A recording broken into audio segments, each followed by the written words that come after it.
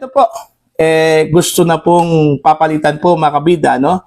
Ni Batangas 1st District Representative Leandro Leviste, mga kabida. Ito hong si Palace Press Officer at the same time, Undersecretary po ng Presidential Communications Office, mga kabida, no? Ito hong si Attorney Claire Castro, ano po? Dahil ho sa credibility issue po, ano, mga kabida. Kamakailan lang po, sinampahan po ito ng kaso, ano? Kasong libel. With damages po mga kabida, ito hong si Yusek Castro, ano po, ni Congressman Leandro Leviste, ano po. Dahil ho dito sa kanyang pagsiwalat daw, ano, na ito hong si Congressman Leviste nagbenta daw ng prangkisa. Okay, na pagmamay-ari po ng gobyerno, ano po, mga kabida, which is, it turned out, hindi pala totoo yun, ano, mga kabida. Okay? Kumbaga, ang kanyang aligasyon po, mga kabida, si Yusek Claire Castro daw yung nagpapakalat po ng maling impormasyon, ano po, mga kabida, no? Kaya, yun, ang nangyari, kinasuhan po niya ng libel, ano? Hindi lang po kriminal, ano, mga kabida, kundi civil lang po, ano po, no?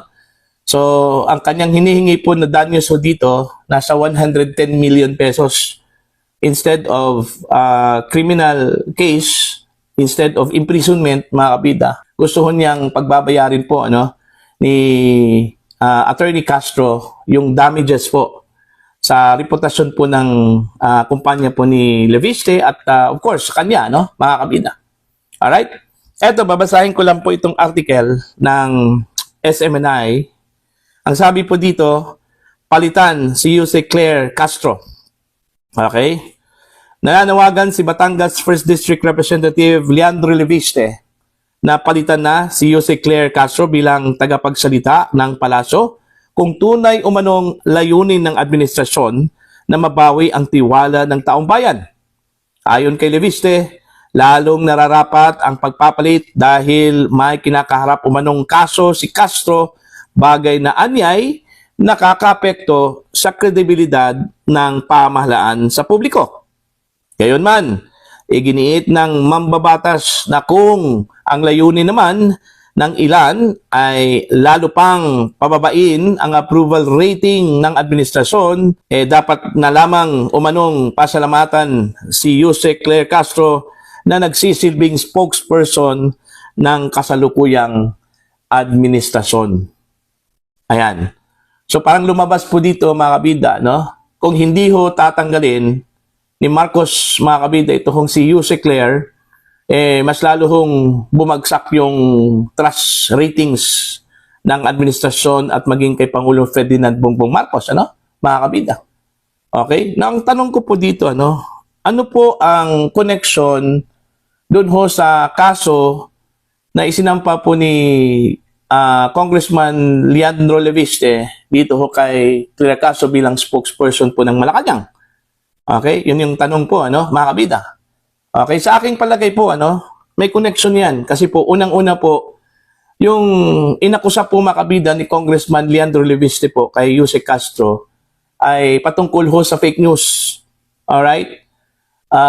Maling impormasyon, mga kabida, patungkol ho sa prangkisa na sinasabi daw ni Yusek Castro at ipinagkakalat daw ni Yusek Castro na ibinenta daw ni Congressman Leandro Leviste. Which is, it turned out na hindi pala totoo yun, ano?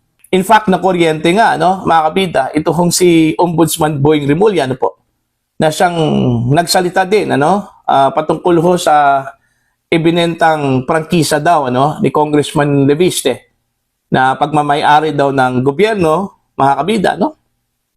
Okay?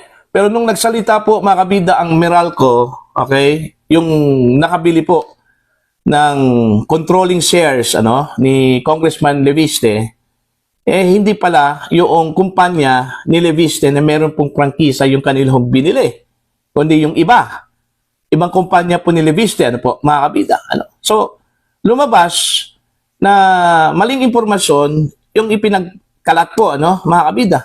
I don't know kung sino po yung unang nagsalita po dito, ano, naglabas po sa media. Ito bang si Yusek Claire? Or ito hong si Ombudsman Boying Rimulya, mga kabida, ano po, no?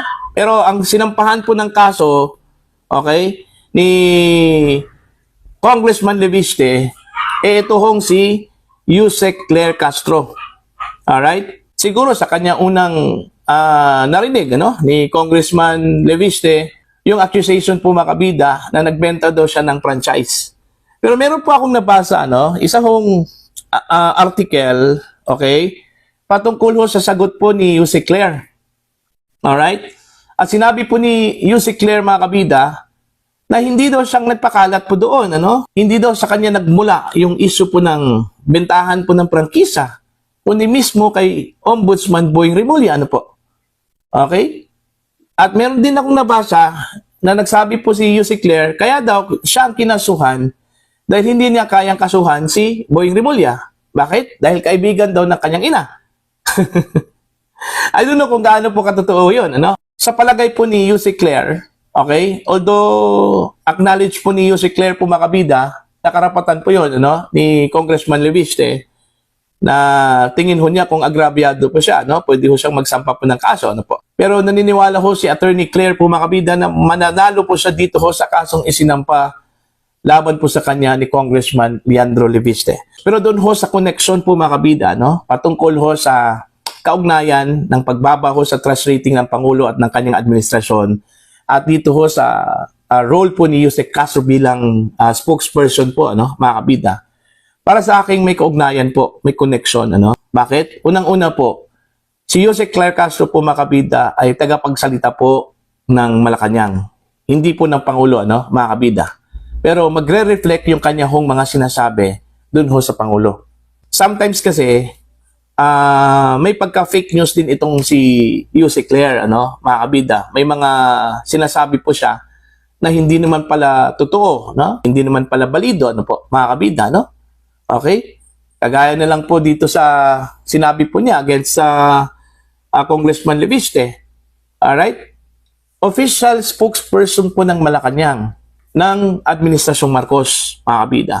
Kahit na narinig po niya ito kay Ombudsman Rimulya, okay, sana kanya hong bine-verify muna. Posible hong makaka-apekto po, mga kabida, in terms of credibility na kanya hong isiniwalat po, mga kabida, doon ho sa issue po ng prangkisa. Dito pa lang, sumemplang na po ito hong si Claire Castro, mga kabida. And since siya po ang tagapagsalita po ng Malacanang, so posibleng lahat ng mga sasabihin po niya in the future, mga kabida, posibleng may doubt na po, Okay? Kasi sumemplang nagkamali po, mga kabida. Hindi pala totoo na binenta po ni Congressman Leviste yung prangkisa po na pagmamayari po ng gobyerno. Ang sabi po ni Yusek Claire Castro, mga kabida, hindi lang po siya ang nagsasalita patungkol ho dito, patungkol sa bentahan po ng prangkisa, kundi pati na rin daw ito kung si Ombudsman Boying, mga kabida, Pero ang tanong kasi, bakit hindi po bineripika muna bago po ibinigay sa media, mga kabida, yung impormasyon? Alalahanin po natin, iba po si Boying Rimulya, mga kabida. Okay? Yung kanyang representation ay ombudsman. Samantalang ito kung si Yusek Claire Castro, ang kanyang representation po ang Malacanang executive branch. Alright? Kahit na po sabihin po natin na confine lang po sa Malacanang, pero parang buong executive branch na po yung kanya hong sako po, mga kabida. So kung ano yung sasabihin po ni Attorney Claire Castro, mga kabida, magre-reflect po yan hindi lang po sa administrasyon, kundi kay Pangulong Ferdinand Bongbong Marcos. Kung magkamali po si Yusek Castro, mga kabida, it will reflect also not to the administration only, but to the President. Alright? So, doon pa lang, may problema na po sa credibility. In fact, marami ho kong naririnig po, laban ho dito kay Yusek Castro na sometimes nagbabalita daw ito ng fake news. Mga kabida, may mga umaangal sa kanya na mali-mali daw yung kanyang impormasyon, po, Okay, ito, nakuha ko lang ito, nabasa ko lang po ito, mga kabida, yung criticism against Claire Castro po, Kaya doon pa lang, may problema na po sa credibility po, mga kabida.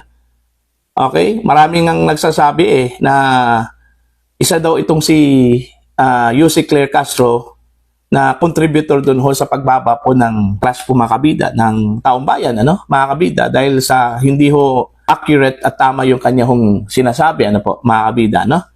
Ito hong panawagan po ni Congressman Leviste, mga kabida, may punto po. Okay? Kasi credibility issue po ito, ano, mga kabida. So, paano po ma-perform ni Yusek Claire Castro yung kanyang trabaho bilang spokesperson po ng Malacanang. At the same time, meron po siyang issue po ng kredibilidad, ano, mga kabida. Sinampahan po siya ng kaso dahil ho sa fake news. Alright? So, dapat mag-isip-isip po itong si Pangulong Ferdinand Bongbong Marcos, ano, kung aalisin muna niya itong si Claire habang gumugulong yung kaso, mga kabida, o mananatili ho si Claire, ano, bilang tagapagsalita kahit na po mayroon pong kritisismo po laban sa kanya, ano, mga kabida, ano po. Pero kung gusto po ng Marcos administration, according to Congressman Leviste, na mas lalong bumagsak yung trust rating, wala ko silang problema po doon, ano, mga kabida. Okay? Itutuloy po nila. Okay? Wala kong problema itong si Congressman Leviste. Pero kung gusto po ng Marcos administration at ni Pangulong Marcos na at least man lang umangat yung trust po ng taong bayan po sa kanya, mga kabida, at ang kanyang administrasyon, tanggalin daw niya ito kung si Yusek Claire Castro.